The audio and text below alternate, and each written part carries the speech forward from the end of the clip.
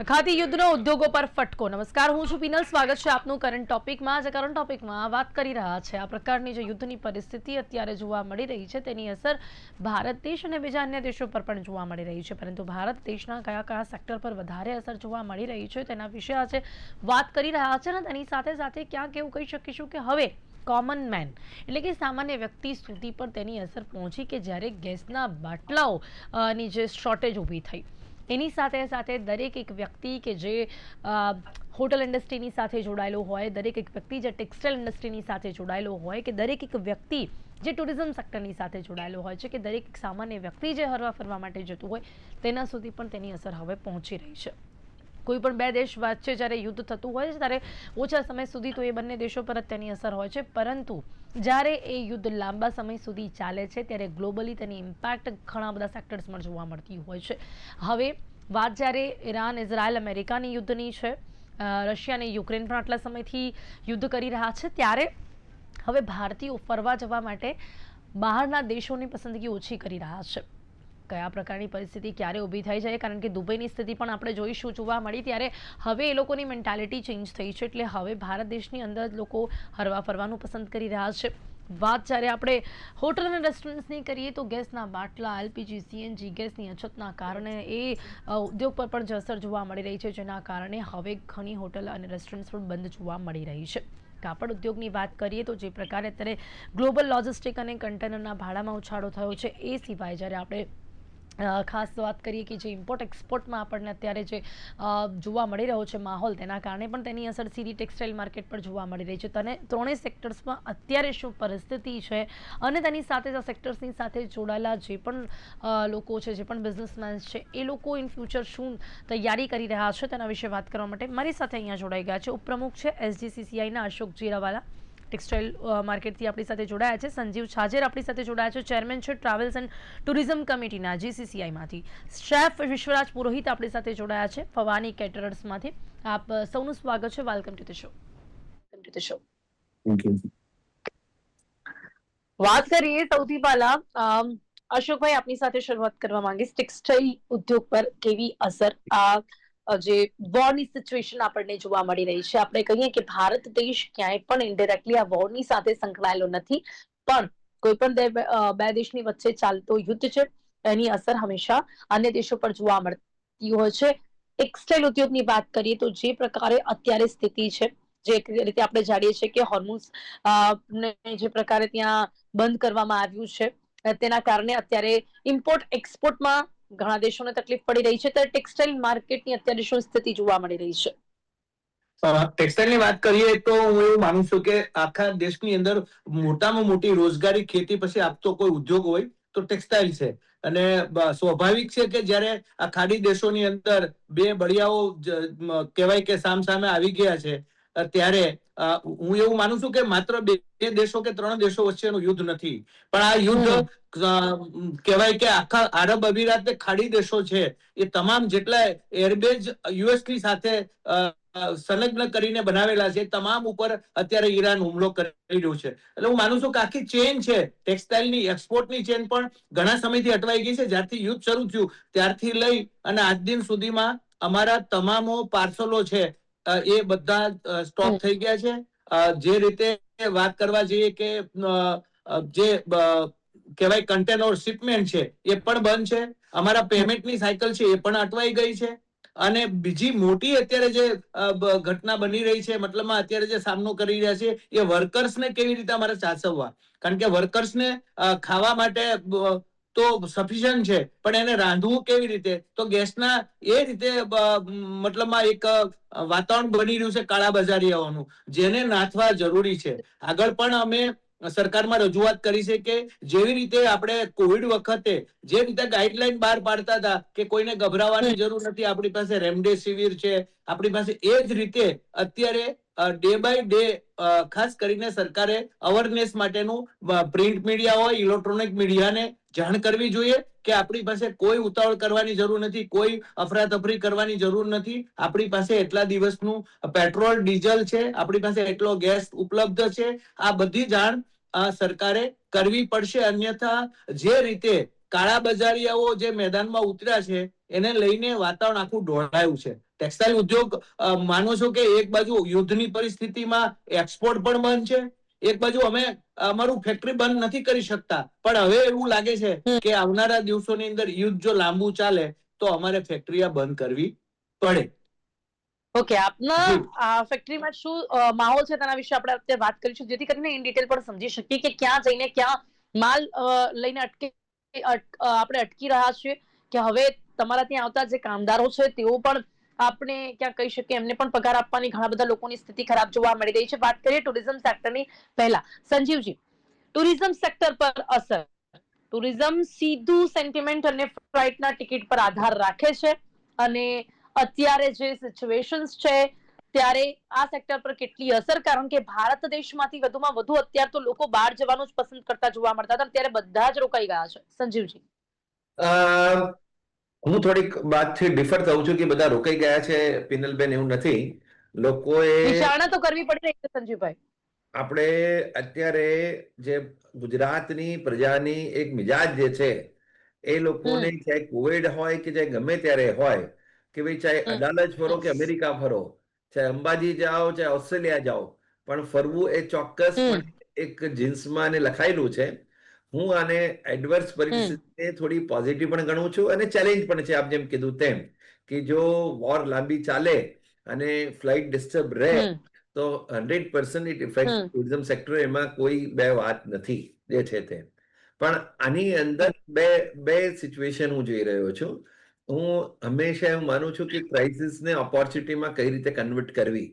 એટલે એને જોતા ડોમેસ્ટિક સેક્ટર જે છે એની અંદર આપણો ટ્રાવેલ ને ટુરિઝમ વધશે એવું અમારું ચોક્કસપણે માનવું છે. કે જે લોકો અમેરિકા જતા હતા કદાચ અડાલજ જાય, જે લોકો પેરિસ જતા હતા એ લોકો કદાચ પાવાગઢ જાય, જે લોકો પેરિસ જતા હતા એ કદાચ પાટણ જાય. એટલે અમે લોકો એવું કહીએ છીએ કે નહીં, સ્વિટ્ઝરલેન્ડ વાળા સુરત જાય.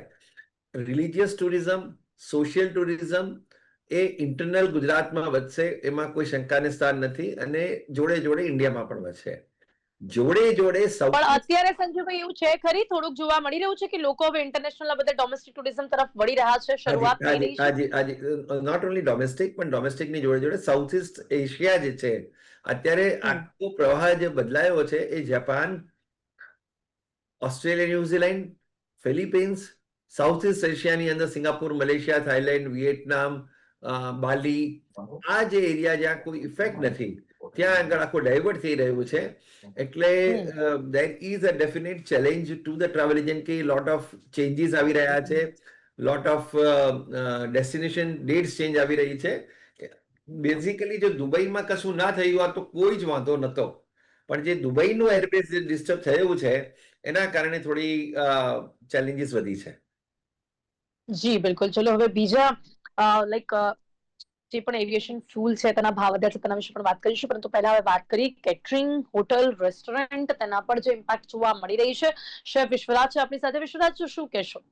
આપનું કેટરિંગ નું છે, અત્યારે હોટલ રેસ્ટોરન્ટ તો અમે જોઈ જ રહ્યા છીએ કે એના પર આ યુદ્ધની અસર છે કે પછી કાળાબજારી અને સંગ્રહખોરીની અસર છે પણ છે. એટલે કે ગેસના બાટલાઓ, એલપીજી, સીએનજી ગેસ સિલિન્ડર, જેની ગેસ પાઇપલાઇન, એની જે શોર્ટેજ જોવા મળી રહી છે હવે આપણે ઊભી કરેલી છે કે છે, એના ઉપર ઘણા બધા લોકો અત્યારે હજી પણ ડાઉટ કરે છે. જે રીતે ગવર્મેન્ટનું અત્યારે આવી રહ્યું છે કે ના, એવી કોઈ અત્યારે સ્થિતિ નથી. આપના કેટરિંગમાં અત્યારે તેની શું અસર છે? સૌથી પહેલા જે અશોક સરે જે કીધું, ઓવરઓલ જે કાળાબજારી જે છે એલપીજી નું જે એમ વધી રહી છે, પ્લસ ગવર્મેન્ટ થ્રુ કોઈ ઓફિશિયલ ગાઈડલાઇન્સ નથી આપી.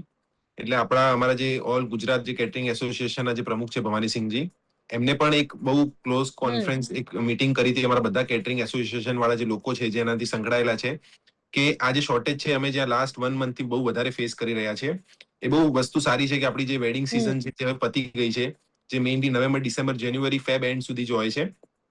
પણ હવે પણ જે સમરમાં પણ જે કામ હોય છે એમાં આગળના ટાઈમમાં અમે કેવી રીતે ઓર્ડર્સ લઈએ, કેમ કે રેસ્ટોરન્ટમાં એક ફ્લો ઓફ ઓપ્શન્સ હોય છે, કે ફ્લો ઓફ યુસેજ હોય છે, કે ઓવરઓલ જેમ વીકેન્ડમાં આપણે વધારે ગેસ જોઈએ, પણ રેગ્યુલરમાં આપણે 4 બાટલાથી કોઈના 5 બાટલાથી કામ થઈ જાય છે.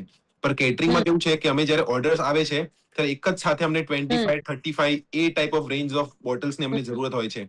એટલે બહુ વાર જે લોકો હોય છે એક રશમાં કે હરીમાં આવીને એ લોકો શું કરે છે કે કન્ઝપ્શન કરી દે છે. જેનાથી કાળા બજારી વધે છે. કન્ઝપ્શન વધી જાય ત્યારે જે લોકો આપણને સ્ટોક આપતા હોય એ લોકો પ્રાઇસ વધારી નાખે, અને આપણે જે ક્લાયન્ટ સાથે જે આપણે ડીલ કરી હોય કે જે પણ એની બુકિંગ કરી હોય એ બિફોર 2 to 3 months પહેલા આપણે કર્યું હોય, એટલે આજે આપણે પ્રાઇસ ચેન્જ કરીએ ક્લાયન્ટ માટે એ પણ વસ્તુ સ્વાભાવિક નથી. એટલે બહુ વધારે હવે હાલમાં જે કેટરિંગ જે અમે લઈએ છીએ એ આગળનું 1 month હજી આ વસ્તુ કેવી રીતે વધશે એ પ્રિડિક્ટ કરવું થોડું મુશ્કેલ થાય છે બધા માટે. પણ અત્યારે ગેસના બાટલા આપ લોકોને મળી રહ્યા છે, આપ લોકો જે પણ અત્યારે ફૂડ રેડી કરો છો સમયસર થઈ રહ્યું છે બધું? હવે હાલ થાય છે, અને પ્લસ આપણું જે બેન્ક્વેટ હોલ છે ત્યાંથી અમારું જે અદાણીનું ત્યાં આપણે લાઈન છે પીએનજી ની, તો ત્યાંથી અમે બહુ વાર હાફ પ્રિપેર કરીએ છીએ, પણ જે ફ્લો જોઈએ છે એ નથી મળતો આપણને, કેમ કે કેટરિંગમાં આપણું જે કન્ઝપ્શન હોય ને, જે કેટરિંગ વાળાનું મેઇન એલપીજી નું કન્ઝપ્શન બહુ વધારે હોય છે, કેમ કે આઉટડોર કેટરિંગમાં સૌથી વધારે એલપીજી વપરાતું હોય છે, જે કમર્શિયલ હોય, ગેસ હોય છે, એટલે ત્યાં અમને હવે આ મંથથી અમને શોર્ટેજ ફેસ કરવાનું ચાલુ થયું છે. ઓકે, એટલે હાલ હવે શોર્ટેજ ચાલુ થઈ છે, નથી મળી રહ્યા બાટલા. ઓકે, હવે Yes. ટેક્સટાઇલ માર્કેટની ફરી એક વખત વાત કરીએ તો અશુભાઈ શું કહેશો, ખાસ કરીને આ યુદ્ધના કારણે યુરોપ જેવા જે પણ માર્કેટ છે એ માર્કેટમાં ડિમાન્ડ ઘટી છે, તો હવે અત્યારે ભારતીય ટેક્સટાઇલ ઉદ્યોગ માટે નવા બજારો શોધવાનો સમય આવ્યો છે. આપને એવું લાગે છે કે શું આપણે એક ઇન્ટરનેશનલ ગ્લોબલ જે માર્કેટ છે તેમાં આપણે ક્યાંક આ કોમ્પિટિશનમાં રહી શકીશું અત્યારની સ્થિતિ પ્રમાણે? બહુ સરસ વાત કરી આપને, કારણ કે હવે આપણે જેમ પાણી એનો રસ્તો શોધી લે એવી જ રીતે માનનીય વડાપ્રધાનશ્રીએ જે રીતે એફટીએ ફ્રી ટ્રેડ એગ્રીમેન્ટ કર્યા છે એનો અત્યારે બેનિફિટ મળશે એ વાત ચોક્કસ છે, કારણ કે આપણે જે રીતે ફ્રી ટ્રેડ છે એફટીએ થયા છે ત્યાં રસ્તાઓ અમારે શોધવાના રહ્યા, કારણ કે દુબઈ જે એરબેઝ ઉપર હુમલો કર્યા પછી દુબઈએ કોઈ પણ કાર્ગો કે કોઈ પણ વસ્તુ ડિલિવરી લેવાની ત્યાંથી, કારણ કે 45 દેશો જે છે એમની સાથે અમારો સીધો, કારણ કે મેનમેડ ફાઈબરનું હબ સુરત કહેવાય છે. સુરતમાં પર ડે નું 6.5 કરોડ મીટર કપડું આજે બની રહ્યું છે. એ સેકન્ડ લાર્જેસ્ટ, ચાઇના પછી બીજા નંબરનું કોઈ કપડું બનાવતું હોય તો ભારતમાં ગુજરાત ને ગુજરાતમાં સુરત છે, એવું કહું તો ખોટું નથી. હવે જ્યારે અમારે જે આરબ અમીરાત મતલબમાં ખાડી દેશોની અંદર જે 45 દેશોમાં કામ થાય વાયા દુબઈ થઈને થાય, એમાં પોલિસ્ટર હોય છે અને ખાસ કરીને સલવાર કમીજ અને બુરખાનું કાપડ અમારું એક્સપોર્ટ થતું હોય છે. એટલે અત્યારે જે કહેવાય કે આ મોટી અમને માર પડી રહી છે કે આ યુદ્ધ જેટલું બી લાંબુ ચાલશે એટલી અમને બહુ મોટી માર પડવાની છે, પણ અમને અત્યારે મોટી તકલીફ એ છે કે એકવાર અમે સ્ટોક કરી લેશું, પણ જો અત્યારે અમારા વર્કર જતા રહેશે તો અમને એના કરતા પણ મોટું નુકસાન થવાનું છે, કારણ કે એકવાર વર્કર જતો રહેશે ને પછી પાછો આવવો મુશ્કેલ છે. એટલે સરકારને અમારી વિનંતી છે કે અત્યારે જે કઈ ગેસના રેટ છે એ રેટ કદાચ કિલોના 500 રૂપિયા થયા છે, એટલે વિચાર કરી લો તમે કે ઘરેલું જે ગેસ છે એની ઉપર મોટા કાળા બજાર થી કિલોના 500 એટલે 14 કિલોનો બાટલો ક્યાં જવાનો છે. એટલે આ બધી વસ્તુ જે અમે ફેસ અત્યારે કરી રહ્યા છીએ આવનારા એના ઉપર તો બહુ મોટી પેલી થવાની છે. એટલે અમે as a chamber of commerce થી અમે સરકારને રજૂઆત કરી છે, કારણ કે સુરત છે એ 28 રાજ્યોના લોકો અહીંયા રોજગારી મેળવી રહ્યા છે, એટલે કમસે કમ ગણતરી કરીએ તો 22 થી 28 લાખ લોકો અહીંયા રોજગારી મળે. ઇન્ટાયર ચેન, એમાં વિવિંગ બી આવી જાય, ટ્રેડિંગ બી આવી જાય અને પ્રોસેસિંગ પણ આવી જાય.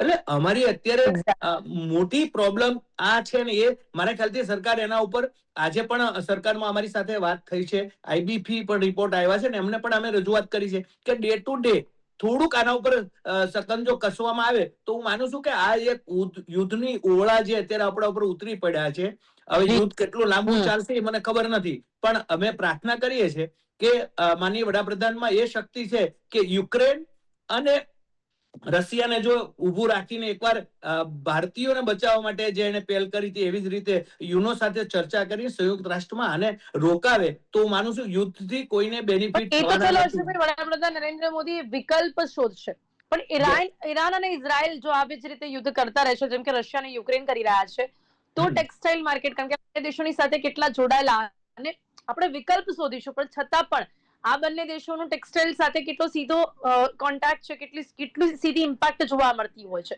તો ક્યાંક ને ક્યાંક આપણને થોડી ખાસ કરીને મેનમેડ ફાઈબરની વાત કરું તો ક્રૂડ માંથી અમારી પ્રોપર્ટી બને છે, એમાંથી એમએજી પીટીએમ મેડ બનતું હોય ને ત્યાર પછી યાન બનતું હોય, એટલે સીધી અસર ટેક્સટાઇલ ઉદ્યોગના મેનમેડ ફાઈબર ઉપર પડવાની છે. એટલે આ કોઈ નાની વાત નથી. અત્યારે જે વાત કરીએ 2 દેશો નથી પણ બીજા 14 દેશને ઈરાન ટાર્ગેટ કરી રહ્યું છે, એટલે સીધો ક્રૂડ નું જે વાહન જ્યાંથી નીકળવાનું છે એ ત્યાં કબજો કરીને અત્યારે ઈરાન બેઠું છે કે કોઈ પણ ત્યાંથી જહાજ નીકળે જ નહીં, કોઈ કન્ટેનર બહાર નીકળે જ નહીં, કોઈ શિપમેન્ટ અહીંથી હમ. જાય જ નહીં. એના માટેનું આખું નિગરાની રાખીને બેઠું છે. પણ થોડુંક આપણને એવું લાગે છે કે ભારત સાથેના જે સંબંધો છે, જે વખતે કોવિડ વખતે જે વેક્સિનેશન ને માનનીય વડાપ્રધાન શ્રીએ બધા બીજા દેશોને મદદ કરી, એનું જી ફલશ્રુતિમાં આ વખતે કદાચ 2-4 શિપમેન્ટ આપણા આવી રહ્યા છે. એમાંથી 2-3 તો આવી ગયા છે ને બાકીના આવી જી રહ્યા છે. બિલકુલ, અને આવ્યા પણ છે, એટલે એક પોઝિટિવ તો આપણે જોઈ રહ્યા છે આગળ. હવે સંજીવજી, વાત ફરી એક વખત ટુરિઝમ સેક્ટરની કરીએ તો યુદ્ધના કારણે જે એવિએશન ફ્યુઅલના ભાવ વધ્યા છે, ત્યારે જે પણ લોકો સૌથી વધારે જે ભારત દેશની બહાર જવાનું પસંદ કરે, જેમ કે પૂર્વી યુરોપ કે મિડલ ઇસ્ટ માટે, એ બુકિંગમાં અત્યારે કેટલો ઘટાડો નોંધાયો છે અને એની ભરપાઈ કેવી રીતે થઈ રહી છે? કારણ કે એ તો આપણે ચોક્કસપણે માની લઈએ કે અત્યારે જે લોકો પણ પૂર્વી યુરોપ કે મિડલ ઇસ્ટ જવાનું પસંદ કરતા હશે, લોકો ઈચ્છીને પણ નહીં જઈ શકતા હોય, તો એની ભરપાઈ કેવી રીતે થઈ રહી છે? પિનલબેન, એવું છે કે આ યુદ્ધના કારણે ચોક્કસપણે ફ્યુલના રેટ વધશે, એટલે સરચાર્જ એડિશનલ આવવાનો જ છે અને એ મેન્ટલ રાખવી પડે. પણ જે લોકો એ ટ્રીપનો ખર્ચો કરી રહ્યા છે એના કમ્પેરિઝનની અંદર આ સરચાર્જ એટલો બધો મોટો નથી. ફોર એન એક્ઝામ્પલ, આજે કોઈ યુરોપ જઈ રહ્યો છે તો એક યુરોપની એ લોકો 3 થી 4 લાખ રૂપિયાની ટ્રીપ છે. અમેરિકા જઈ રહ્યો છે તો 4 થી 5 લાખ રૂપિયાની ટ્રીપ છે. તો એની અંદર 3 કે 4 હજાર રૂપિયા પર પેસેન્જરની એ ટિકિટની કોસ્ટ કે 5,000 પણ વધે તો ચોક્કસપણે તકલીફ પડવાની છે, ઘર્ષણ થવાનું છે, નારાજ થવાના છે. પણ આ કામ at the end of the day એ ગ્રાહક સમજે છે કે ભાઈ આ કોઈના હાથમાં નથી, એટલે અમારે આ સરચાર્જ વધારે આપવો પડશે. એના કારણે ટ્રાવેલર્સ ઉપર આ બોજ વધારે આવનારા દિવસોમાં આવશે. મારા હિસાબે કેન્સલેશન ઓછું થશે, કેમ કે comparatively the percentage of the rise in the price would not that much be કે ભાઈ 100% વધી ગયા એવું નહીં થાય. એટલે અમે પોઝિટિવ આશા રાખીએ છીએ કે ટુરિઝમ સેક્ટર નોર્મલ આવી સિચ્યુએશનમાં it is the first to close and last to start, અને બહુ જ માર ખાઈ ચૂક્યો છે. માંડ કોવિડ પછી બેઠું થયું છે, તો આને નજર ન લાગે અને બસ આ બધાની વિશેષ યુદ્ધ વહેલામાં વહેલું પૂરું થાય અને મેઇન દુબઈ સેક્ટર ત્યાંથી મુક્ત થઈ જાય, એ એરસ્પેસ મુક્ત થઈ જાય તો પણ ટુરિઝમ સેક્ટર આગળ વધી શકે. પણ સંજીવભાઈ, દુબઈમાં અત્યારે જે સિચ્યુએશન જોવા મળી, એમાં આપને ત્યાંથી કોઈ પણ એવા કોઈ અનુભવો શેર કર્યા છે? કોઈ કેવા પ્રકારની સ્થિતિનો સામનો ત્યાં પણ કરવો પડ્યો અને ઘણા એવા વેપારીઓ પણ ત્યાં ફસાયા હતા, ઘણા એવા ટુરિઝમમાંથી પણ ત્યાં લોકો ફરવા માટે ગયા હશે અને ત્યાં આ પ્રકારની પરિસ્થિતિ જોવા મળી. હવે અત્યારે કોઈ દુબઈ ફરવા જવાની તૈયારી તો નહીં કરતું હોય, જે પ્રકારની સ્થિતિ જોવા મળી? પિનલબેન, હું 100% પ્રમાણે કહું કે જ્યાં આગળ જે દુબઈમાં લોકો ફસાયેલા હતા, ધીમે ધીમે કરીને બધા બહાર આવી રહ્યા છે. આપણી ટીમની ભારત સરકારે ત્યાં આગળ ખૂબ મહેનત કરી અને લોકોને હેલ્પ કરી છે. ત્યાંની આપણી ગુજરાતી કોમ્યુનિટીએ પણ ત્યાં આગળ ઘણા લોકોને મદદ કરી છે. ત્યાંના ઇન્ડિયન ચેમ્બર ઓફ કોમર્સ અને બિઝનેસે પણ ઘણી બધી મદદ કરી છે. જીટો જેવી સંસ્થાઓએ પોતપોતાના અલગ મેમ્બરો માટે પણ ત્યાં આગળ મદદ કરી હતી. પણ એકંદરે ધીમે ધીમે બધા લોકો પાછા આવી રહ્યા છે અને ત્યાં આગળ છે એ લોકો સુરક્ષિત છે. હવે તે વાત કરો છો કે ત્યાં આગળ જવાની, તો અત્યારે લગભગ 30 થી 35% કોસ્ટ ઓછી થઈ ગઈ છે હોટલ્સની અને સાઇટ સીઈંગની અને કોચિસ બધાની. પણ અત્યારે કોઈ જવાની હિંમત કરતો પણ નથી અને એઝ અ ટ્રાવેલ કન્સલ્ટન્ટ અમે લોકો પણ એમને એડવાઇસ કરતા નથી. Business is a secondary, safety security is the first important thing, so we are not advising them at the moment. એના કારણે ફાઇનાન્શિયલી તો આ સેક્ટર પર અસર પડે છે. ફિનાન્શિયલી જો હું કહું તો જે દુબઈની અંદર ટ્રાવેલ એજન્ટ છે એ લોકોને વધારે અસર પડશે. ઇન્ડિયામાં રહેલા ટ્રાવેલ એજન્ટ એ લોકોને ડાયવર્ટ કરી અને એ બજેટ વાળાને અત્યારે વિયેટનામ ને બાલી કે શ્રીલંકા મોકલી રહ્યા છે. Okay, yes. તો હવે વધુ એક વાત પણ આપણે કરીશું ગુજરાત ટુરિઝમ લઈને, પરંતુ ફરી એક વખત વાત કરીએ વિશ્વરાજજી સાથે. વિશ્વરાજજી, શું કહેશો, ગ્રાહકોની ખાવા પીવાની પસંદગીમાં કોઈ ફેરફાર જોવા મળી રહ્યો છે અત્યારથી? શું લોકો હવે એવું લાગે છે કે મોંઘી ઇમ્પોર્ટન્ટ આઇટમ્સના બદલે ક્વિક ઓપ્શન્સ પસંદ કરતા થઈ રહ્યા છે? કારણ કે ન માત્ર ખાલી આપણે ગેસની વાત કરીએ, પણ એટલે કે ખાદ્ય તેલ જેમ કે સનફ્લાવર ઓઇલ્સની બધાની વાત કરીએ તો ઇમ્પોર્ટન્ટ મસાલાઓના સપ્લાયમાં પણ આ યુદ્ધના કારણે ક્યાંક ને ક્યાંક તેની ઇમ્પેક્ટ જોવા મળી રહી છે. તો મેનુના ભાવ વધાર્યા વગર ક્વોલિટી મેન્ટેન કરવી, આ બધા પડકારો જોવા મળી રહ્યા છે. જેમ કે ઓવરઓલ આપણું કોઈ પણ જયારે પ્રાઇસ રેન્જ આવે છે ને, એ મોસ્ટલી અમે માર્ચ પછી જે ઓવરઓલ જે આખું સેગમેન્ટ આપણું જે ચાલતું હોય છે મેરેજ સિઝન, એના પછી માર્ચ પછી અમે વિચારી શકાય. એટલે હવે જે ઓવરઓલ જે સ્ટાર્ટિંગમાં એડવાન્સમાં આપણે જે કામ જે આપણે બુક કરેલા હોય એના પ્રમાણે એનું પ્રાઇસ તો આપણે ના વધારી શકીએ. એટલે એ સૌથી મોટો એક નુકસાન કહેવાય, યા પછી કહેવાય કે નફામાં નુકસાન છે. અને હોસ્પિટાલિટી ઇન્ડસ્ટ્રી છે ને એક બહુ ક્રિટિકલ ઇન્ડસ્ટ્રી છે. સૌથી કોઈ પણ મહામારી ક્યારે પણ થાય છે, જેમ કોવિડ છે કે આજે હવે આ ગેસનું જે આ ક્રાઇસિસ આવ્યું છે, તો આ સૌથી પહેલી આપણી જે એક ઇન્ડસ્ટ્રી છે ફૂડ ઇન્ડસ્ટ્રી સૌથી પહેલા એક હિટ થાય છે. હવે આજે આપણે અલગ અલગ જે પેનલમાં બધા અલગ અલગ જે ઇન્ડસ્ટ્રીયલિસ્ટ છે કે બિઝનેસમેન છે, તો એમાં શું છે કે પ્રોબ્લેમ જો છે આપણી જે પ્રોબ્લેમ એકદમ કોમન છે પણ બધી ઇન્ડસ્ટ્રીને કેવી રીતે અલગ અલગ તરીકેથી ઇફેક્ટ કરે છે એ સૌથી મેઇન વસ્તુ છે આમાં. હમણાં જયારે ગયા વીક જ જયારે મેં એક પાણીની જે બોટલ આવે છે 200 ml ની જે આપણે ઇવેન્ટ્સમાં યુઝ કરતા હોઈએ છીએ, એનું મેં જયારે ઓર્ડર પ્લેસ કર્યું હતું તો સામેથી મને વેન્ડરનો મેસેજ આવ્યો કે સર નહીં, અમારા જોડે સ્ટોક અવેલેબલ નથી. એટલે એનું પણ કદાચ ટેકનિકલ ટર્મમાં જે કોઈ જે દાણો આવે છે જેનાથી પાણીની બોટલ બનતી હોય છે, એ પણ એ લોકો આઉટસોર્સ જે કરતા હોય છે, તો એમાં પણ એમનું બહુ લિમિટેડ સ્ટોક અવેલેબલ છે. એટલે એની પણ આપણે મહામારી જોવા મળશે આવતાવાળા દિવસોમાં. અને પ્લસ એમની જે પ્રાઇસ છે, જે પર જેમની બોક્સની હોય છે 42 જે બોટલ્સ આવે છે, એની જે પ્રાઇસ છે એ પણ વધી ગઈ છે. એટલે એવી બહુ બધી નાના નાના જે ફેક્ટર્સ હોય છે જે અમે કેટરિંગ પણ એઝ અ ટ્રેડિંગ ચાર્જ આગળ એક એજન્સીને આપતા હોઈએ, એ ડાયરેક્ટલી એ ચાર્જીસ બહુ વધી ગયા છે. એટલે ઓવરઓલ જે પ્રાઇસ રેન્જમાં ખાસો અસર જોવા મળશે અગર આ વસ્તુ અગર લાંબે મતલબ ટાઈમ સુધી ચાલશે તો. જી બિલકુલ બિલકુલ. એટલે આ આવનારા સમય માટે આપણે અત્યારથી સાવચેતી તો ક્યાંક ને ક્યાંક રાખવી પડશે ને હોપ સો કે ખૂબ ઝડપથી આ સોલ્યુશન પણ આવી જાય. હવે અંતિમ સવાલ, બહુ જ સમય ઓછો છે મારી પાસે. અશોકભાઈ, ટેક્સટાઇલ માર્કેટ માટે સરકાર પાસેથી આપની શું અપેક્ષા છે અત્યારે? અને સાથે જ ખાસ કરીને જે પણ વિદેશથી આવતા જે કલર કેમિકલ્સ છે, રો મટીરિયલ્સ છે, એના સપ્લાયમાં ક્યાંક અછત વર્તાઈ રહી હોય તો સ્થાનિક બજાર પર ફોકસ કરી શકાય છે. અંતમાં શું કહેશો અશોકભાઈ, ઝડપથી? ખાસ કરીને અમે તો સરકારને એટલી જ વિનંતી કરી શકીએ કે જેટલું બને તેટલું જે પ્રોડક્ટ માર્કેટમાં છે, જે ડે બાય ડે જેનો ઉપયોગ થતો હોય એના ઉપર કંટ્રોલ રાખે, જેથી કરીને આમ પ્રજાને અમે અમારો અત્યારે અમે જે પરિસ્થિતિમાં છીએ એમાં અમે તો રેટ બી નથી વધારી શકતા, કારણ કે તમે અત્યારે ખરીદદાર જ કોઈ નથી. તો પોતાનું પહેલા તો એ વિચાર કરશે કે હું ગેસ શોધું કે લાકડા શોધું. અત્યારે પરિસ્થિતિ એવી છે. ઓવરઓલ હવે સરકારને એ વિનંતી કરીએ કે આ જેટલી પરિસ્થિતિ આપણે ઘણી બધી મહામારીમાંથી આપણે કહેવાય કે મુસીબતમાંથી અવસર આપણે પ્રાપ્ત કર્યો છે, તો આ પણ મારા ખ્યાલથી આ યુદ્ધના ઓળા ઉતરી જવાના છે. અને પાછું રાબેતા મુજબ ભારત તો યંગેસ્ટ દેશ છે, એટલે પાછું પાટા ઉપર આવી જશે. બસ સરકારને અમે એટલી વિનંતી કરીએ છીએ. અંતમાં સમય ઓછો છે એટલા માટે ફરી ફટાફટ સંજીવભાઈ, આપનું શું કહેવું છે? મારો ખાસ સવાલ છે, અંતમાં શું કહેશો? આ પ્રકારની સ્થિતિના કારણે ગુજરાત ટુરિઝમને કેટલો ફાયદો થઈ શકે છે? આફતને ક્યાંક અવસરમાં આપણે કન્વર્ટ કરી શકીએ છીએ. સંજીવજી. પિનલબેન, અમારું તો 100% રહે છે to convert the crisis into an opportunity, and that's the way and the motion we are working.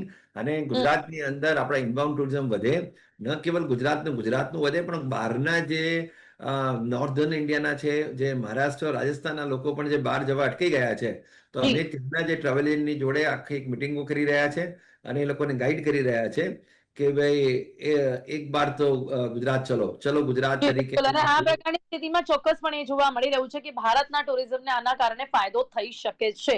સમય સંજીવજી અને સાથે જ વિશ્વરાજજી, આપ સૌ મારી સાથે ચર્ચામાં જોડાયા તે બદલ આપનો ખૂબ ખૂબ આભાર. Thank you so much. નમસ્કાર. Thank you. તો ખાતી યુદ્ધનો ઉદ્યોગો પર કેવો ફટકો જોવા મળી રહ્યો છે ને કઈ રીતે આ બધા સેક્ટરની સાથે જોડાયેલા જે પણ લોકો છે પેશન્સ રાખી રહ્યા છે, પોતાની રીતે એ લોકો પણ પ્રયાસ કરી રહ્યા છે કે સરકારને ક્યાંક ઉપાયો સૂચવીને મીટિંગ કરીને આ બધાની વચગાળાનો એક રસ્તો મેળવી શકાય. અને આપણે હવે એમ પણ મેક ઇન ઇન્ડિયા પર જે ભાર મૂકી રહ્યા છે, આત્મનિર્ભર ભારતનું જે સ્વપ્ન જોઈ રહ્યા છે, તેના ઉપર ભાર મૂકતા દરેક સેક્ટર્સ પર આજે અસર પડી રહી છે, તેમાંથી આપણે ચોક્કસપણે બહાર આવી શકીશું. કરંટ ટોપિકમાં અત્યારે બસ આટલું જ. ફરીથી મળીશું નવા વિષયની સાથે. ત્યાં સુધી રજા આપશો. નમસ્કાર.